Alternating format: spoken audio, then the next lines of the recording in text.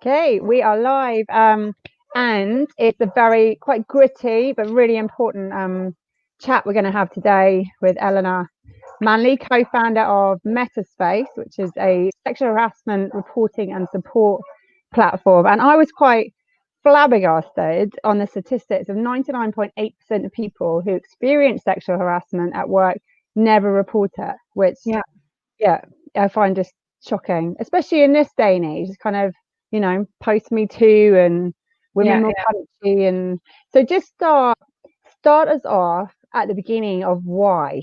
why did you decide to do it? Well, because there's always interesting stories, especially in sort of the sexual space, of why people do things.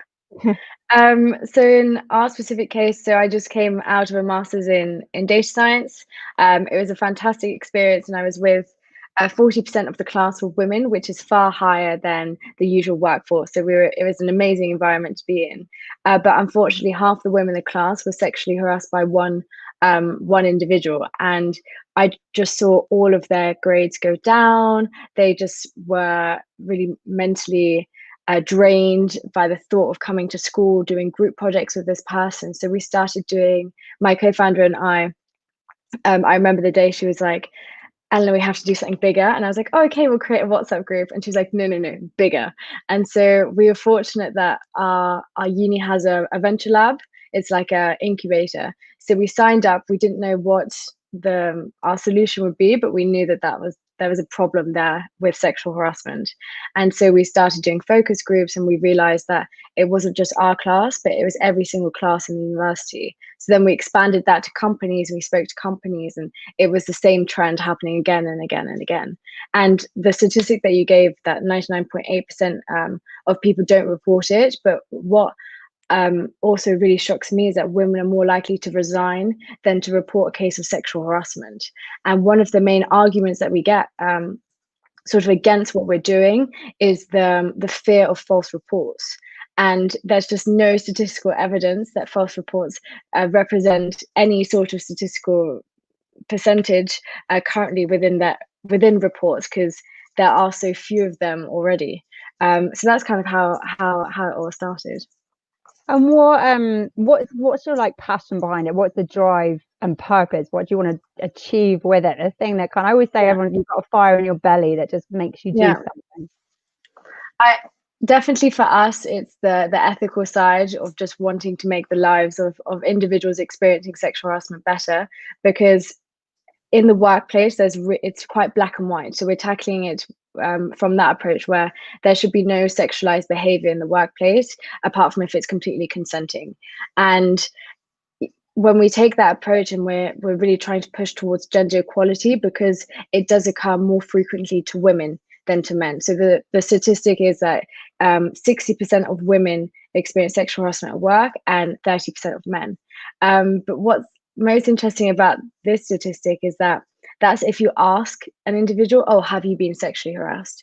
But if you give them examples like, oh, has someone touched you inappropriately or made a comment to you, whatever, that those statistics jump up hugely, from 60% of women to about 90%, and from men for about 30 to 60% as well. So it's also about the perception of what exactly is the definition of sexual harassment.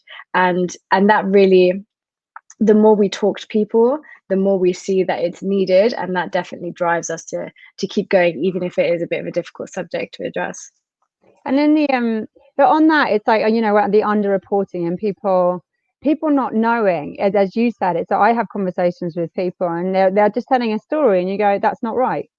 Yeah, that really isn't right. And it's not being a prude. I remember, my last employed job, I'm so unemployable, which was like 20 years ago. I remember reporting my boss, and I was like 21, and I was in the city, and it was constant little comments and telling me to wear a short skirt to win a pitch. And I'd lived with 5 rugby boys at uni. I could take it, and all of the banter I could take. And I remember complaining to HR and getting told, well, you've got to really think about it, because you don't want to be seen as a troublemaker. And if you want to go down this route, and if you leave, then you might not get another job because it's a city. And So, I went away, and then I went back again 3 months later and again got told, look, right, this is going to be official. And I just did exactly what you said. I left. Yeah. I decided I didn't know whether I was 21, whether I still wanted to be in the city, but I didn't want to jeopardize that and never get a job again by taking it further. I think your story will resonate with so many people who've experienced that. And that's one of, when we first started, we were interviewing HR departments because we just couldn't understand why it was such a hidden problem. And I think, as you just explained, that's it, is that HR aren't currently equipped with the right solutions. And this thought of, oh, you're a troublemaker for reporting someone else's behavior. I mean, how could it makes no sense. And so that's one of the things that we're trying to push, is like a real change of mentality. That, not to say, oh, because companies, what they try to do is like, oh, sexual harassment isn't happening in our company, but to say, no, it is happening, but we have all the mechanisms to deal with it to make our employees feel safe. So in the situation like you, a brilliant employee who had to leave because of boss's comments, and that for us is so important, is to also push the conversation and change it towards, rather than let's actually solve this problem together, in contrast to sweep it under the rug. Yeah, and what are the biggest challenges? Like, what are the, because we're stuck in such and I totally appreciate men get sexually harassed at work as well. It's just a women's thing. And yes, there's more women, but we are stuck in a very kind of internalized, misogynistic, kind of patriarchal setup, boys' club, that it's hard to change. You know what I mean? It's hard to get, people just don't realize a lot of the time that they are seeing things and behaving in a certain way. So how, what's your advice on that? What are those, the steps to take to actually get people to, start actually questioning?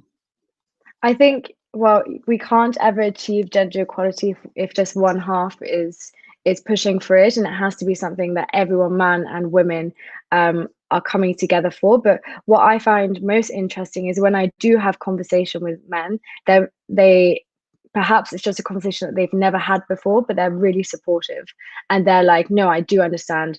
And then they start thinking about perhaps not necessarily their behaviors, but their behaviors of their friends. And okay, maybe, like, if I see this happening, I need to speak up, I need to stop it. It's really small and quite simple steps that need to be taken, and really, we always say it's just about teaching people basic manners and respect. It's just about not making someone feel absolutely rubbish at work, because there is that element of power when someone sexually harasses someone. It's not usually sexual, it tends to be more, okay, I'm here and you're there. And that's why when you have, for example, in your situation where it was like your boss and an employee, it's really difficult to speak up because it's in a hierarchical power situation. And that's also why in your case as well, the HR department didn't feel comfortable going forward with it, because they knew that. And what's the on that kind of, what's your advice on speaking up? Because there's that statistics of over 98% people don't speak up. What's your advice on that, and the process that people should do? So on an individual level, there are some really fantastic reporting companies like our own. We're not currently live, so I have to recommend the other ones that are, but you have some really fantastic anonymous reporting. And now with well, this is within the EU, but companies are obliged to have whistleblowing policy, so anonymous whistleblowing. So there is that movement towards it. But because currently I wouldn't necessarily recommend speaking to your HR or your line manager, because that's just the traditional route and it doesn't work. So instead, I would recommend supporting to those who are, or speaking to those who are close to you, and getting that moral support that you might need to make a decision about, okay, am I going to whistleblow and say to my company, no, I am going to go through with this, even if the processes aren't in place today. But that's why we think that Metta Space is so vital within companies, because the processes that exist don't work, and that's why we do need to have an anonymous reporting system. And then we're adding the deep tech element on top of that to try to detect sexual harassment in real time. Yeah, and you know, one you were saying just now, actually, you know, a lot of people don't realize it's happening. Yeah, And you know, I know a lot of people that sort of a few years down the line suddenly just burn out, and then they realize and they leave that they were being bullied in the yeah, workplace, they're being harassed, but at the time they didn't realize it yeah. was where, you know, what are there any kind of places people can go to kind of read up on and understand what harassment is, and so they'll be able to go, actually, that is happening.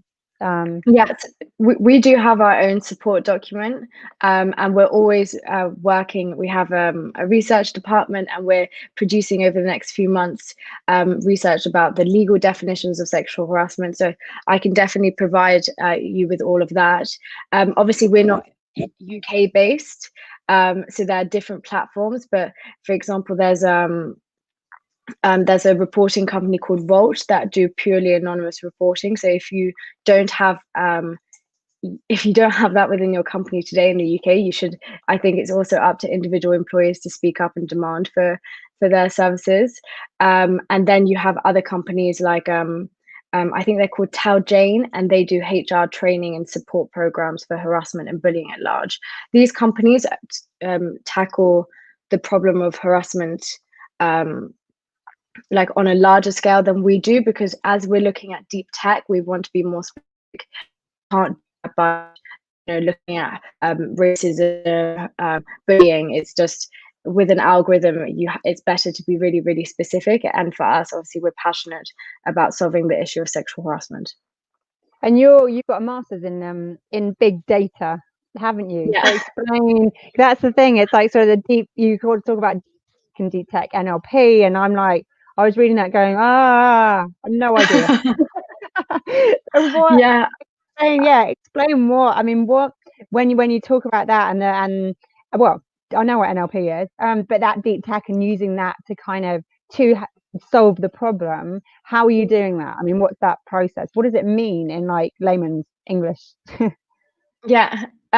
So basically, it's a basic probability model. So what is the probability that this message that someone is sending you is sexual harassment?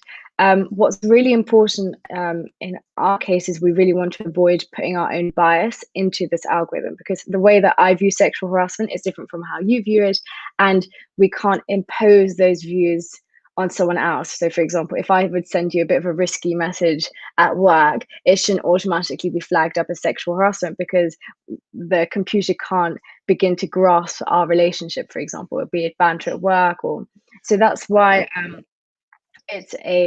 we've created like a double, so that it needs verification from a human. So when I've sent you this risky text, you, the recipient, would receive a pop-up saying, oh, does this message make you feel comfortable?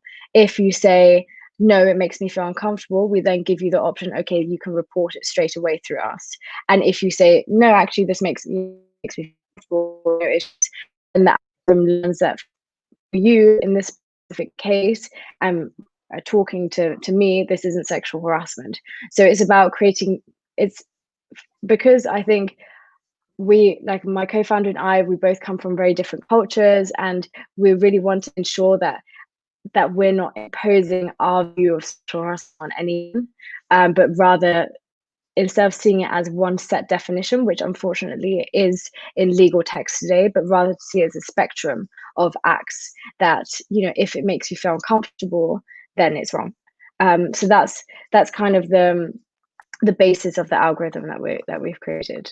Do you think that, just going off on a bit of a tangent, do you think that's part of the problem? Like, there's massive censorship, going on Twitter and, the big tech, the giants, the platforms, and I'm seeing, and, Instagram is massively heavily censored now, as of September, hence why we're doing this out here and do you think that's part of the problem in that, there are humans, the moderators are humans, they have lots of, internal bias, and actually a lot of them are young and a lot of them are male when it comes to Twitter and Facebook and white male. Do you think there needs to be a complete overhaul of the way deep tech moderates, and like and a lot of people say actually getting more women into tech, into coding. We joke we're such complicated creatures, we're 1,000 shades of grey and men are much more black and white, and actually that 1,000 shades should be in, like you say, you know, so that there aren't biases, so that kind of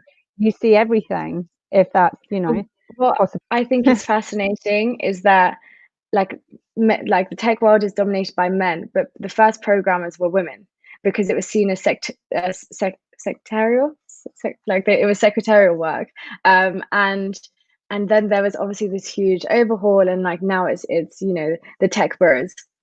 But I completely agree. Like, we need to get more women into tech. It's not a difficult field. I did not have any technical background prior to a couple of years ago. I studied politics, humanities, so completely different. And it's just like learning a language, learning how to code. So you just need to put in the hours, and you'll find it, you know, and it opens up a whole world of possibility. But to going back to your questions, I completely agree.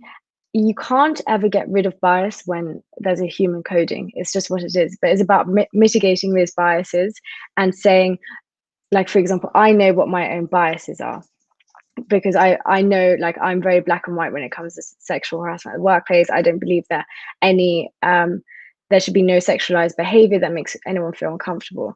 But someone might disagree. So you need to ensure that the algorithm would allow for that. And that's really what's important, is just making sure that your bias is known. And that's why we're releasing research papers explaining exactly how the algorithm is created, why we've made this decision in comparison to another. So if someone does disagree, they can then go back to our research paper and say, okay, this is why they've done it.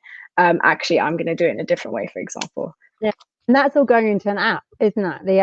The app you've built. So what we have is, at the moment, we have just an MVP, which is the anonymous reporting application. So that's employees can report on our app.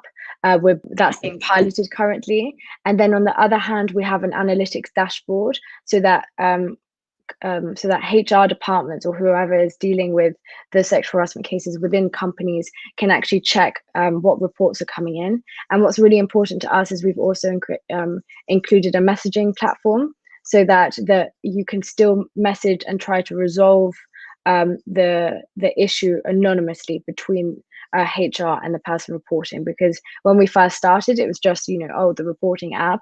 But then it's like, okay, but how do we resolve this issue?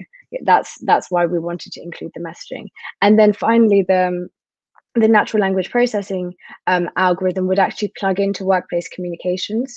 So anything from Slack to G Suite to Microsoft Teams, because at the end of the day, all of your messages that you're sending on a workplace forum or communications is kept on a server. So if you think that someone can't read your messages, that's unfortunately not true. Yeah. You signed up to that. So we're really big.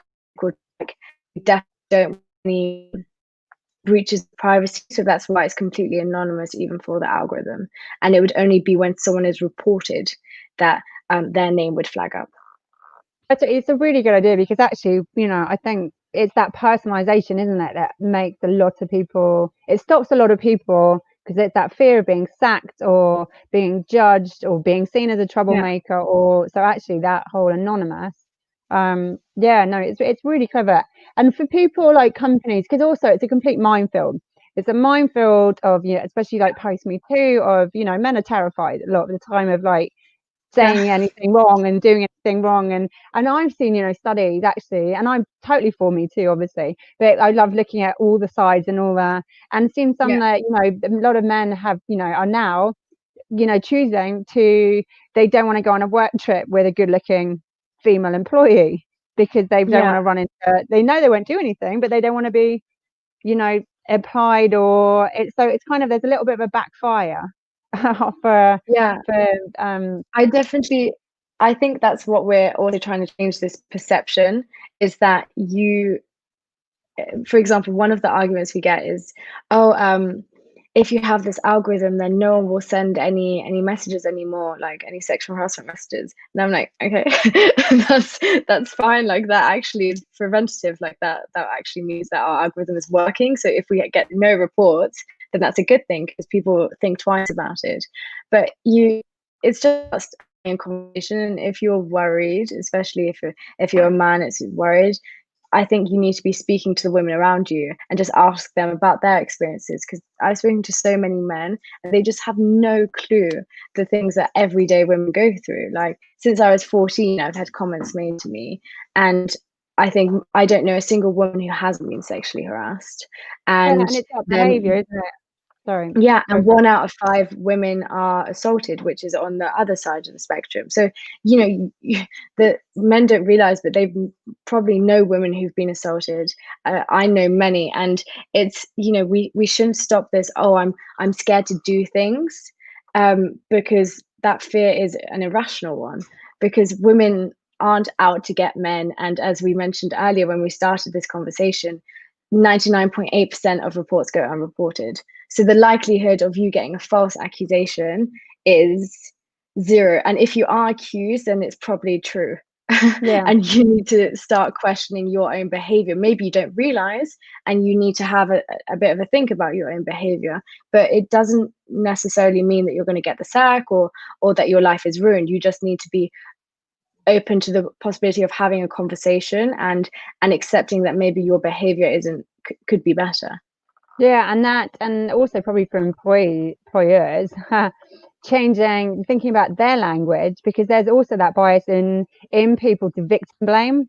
Yeah. We've had it our whole lives as women, that kind of, oh well, we shouldn't wear a short skirt, we shouldn't be out at 2 a.m. If we get off a bus at midnight, we shouldn't have headphones in, because we're asking for it. We're asking for it. Yeah, We're asking for it. You know what I mean? It kind of, yeah, it's that that's in us, that it's on us. It's our yeah, responsibility to not. So there's that kind of, the taking away that shame, isn't there? And actually women to start having conversations with each other and themselves, of not feeling like it's their responsibility, and their responsibility to behave differently. And so what if they've got massive cleavage and they yeah, like wearing a short skirt into work? yeah, It does yeah, yeah. not, you know. I just, it's so bizarre, because like I speak to obviously the women in my family about, and that's been never in the last 70 years on this chain. For example, my grandma dealt with the same sexual harassment that I've dealt with, and it's like, this needs to stop, and we need to stop.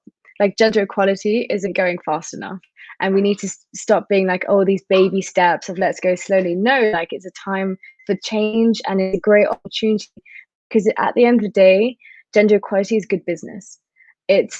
Like, obviously for us it's like ethical, like let's make women feel empowered, but then in terms of business, there's this whole untapped market of brilliant employees and women who could be investors that currently isn't being harnessed. So that's why I'm so passionate about this, because it's just such an important and large possibility for us to make the world a better place and the lives of individuals better. Yeah, everyone needs to sit down and start having really awkward conversations, don't they? Yeah, Out of their comfort zones with yeah, everyone around them. And while we're all exactly. locked in, going nowhere, it's probably a perfect, perfect opportunity Yeah, yeah, definitely. to do it. And are you seeing with the women in tech side of things? Are you seeing more and more women coming in to work in tech? And what do you think the problem is in stopping more girls getting into coding and deep tech? So there's this really interesting McKinsey report that showed that, like a funnel, that women were being funneled out. So I think 60% of women do a technical degree, and then specific to data science, this was only 25% of those individuals actually have a career in data science. So there's something going on between having a technical education and getting a job that's stopping women from actually getting the jobs that they want, or I don't know the answer to that. I think there's so many variables playing into that, be it, is this what women want to, or is it the culture of tech industry that are making women feel like they are part of it? But I definitely know that on my side and from my experience, the women who do work in tech are as brilliant as the men, and there should definitely be nothing stopping them. So whenever one of the Metta Space team, she's just started to pick up learning how to code, which I'm really, really proud of. And I try to encourage everyone to learn at least the basics of a coding language, because it's very easy and you can do so much with it.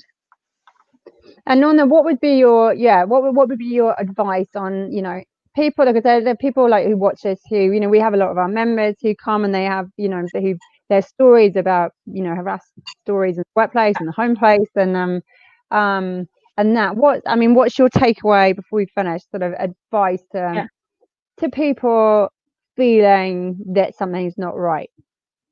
Yeah, well, obviously you can come and speak to us. Like, our virtual door is always open. But if that's not the case, if you feel really uncomfortable at work, I would definitely recommend speaking to those closest around you about it, because I think a lot of people don't realize how bad a behavior is until they've spoken to other people about it, as we mentioned earlier. That's what the Me Too movement was. It's like, oh, actually, this happened to so many different people. So to speak to those around you, and also to remember that sexual harassment is a criminalized offense. So if you are feeling that way, you have every right to go to your workplace and be supported by your workplace if you want to take a sexual harassment case all the way through. And then also to people, like we just said, you know, people need to question themselves, male, female, I think. But for people, what would you tell people, like, especially, you know, especially sort of men in the workplace, that what advice would you say to them now to go away and do to help make the change?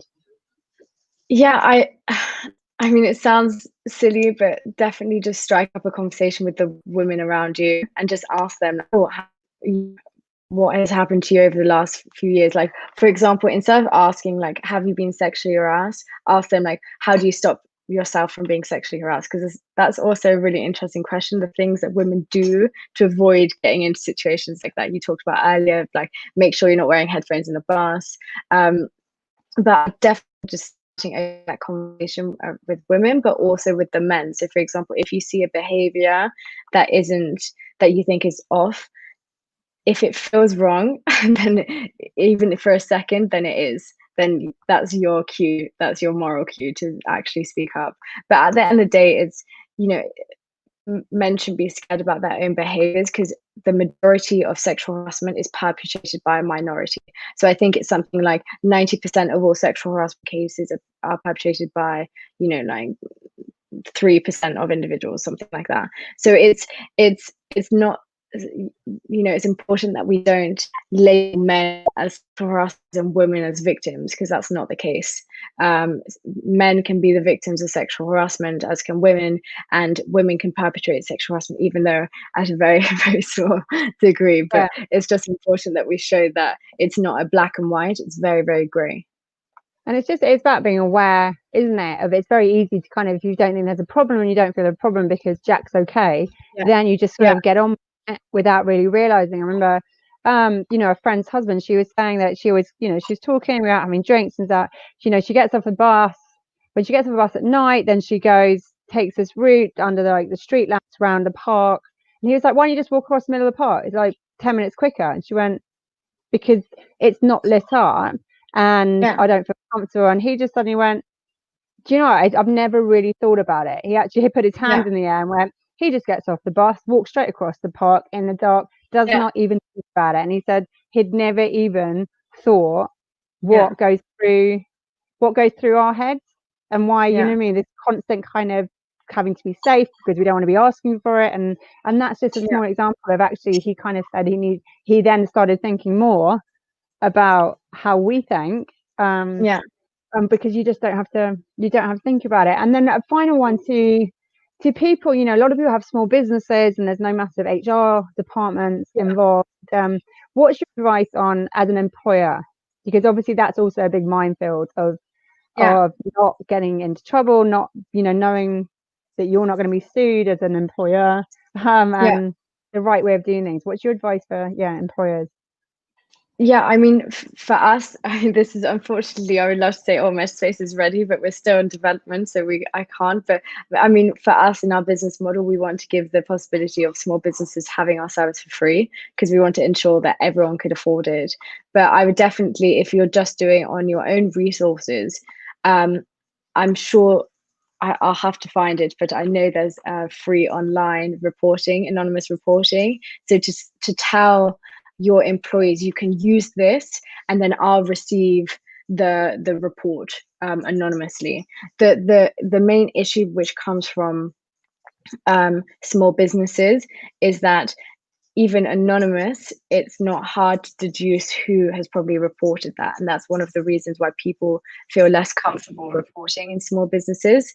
So that's a whole cultural change that you need to make. It's like, okay, making sure that everyone in your company feels valued, and that is less of an issue of sexual harassment, but rather of the culture at large.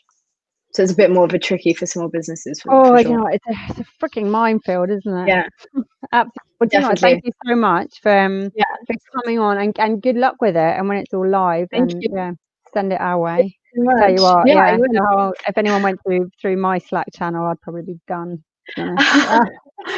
Yeah, but then it's fine because you could keep on saying no, this is not sexual harassment. Exactly, it's just my dark, twisted sense of humor. Yeah. Cool. Well, you know what? Thank you. That was wicked. Well, thank you so much. No worries.